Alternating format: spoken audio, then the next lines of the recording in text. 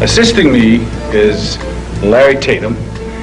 And the art really is a fascinating subject. And I'm going to show you how it parallels more or less the things that surround us on a daily basis. Like, for instance, when we learn the English language, we learn A, B, C, D, E, F, G, and so forth. Likewise, each and every movement that's learned is the same thing. Now, for instance, getting down, Mr. Tatum will be using an inward block, an outward block, an upward block, and a downward block. In the event he was to use not defensive moves, but offensive moves, such as strikes, we have what we call a back knuckle, which is striking back. We have punches, and we have circular type punches.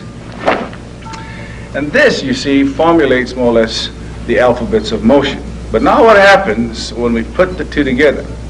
Well, when we put one alphabet of motion with another alphabet of motion, they then form a word. Like, for instance, if a punch was to come, this is one alphabet, this is another, and that's another.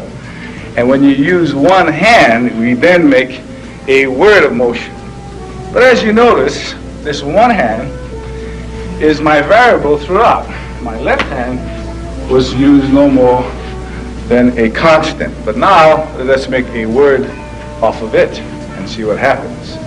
So if this right hand makes a word, and the left hand also makes a word along with the foot, then we now compose a sentence of motion.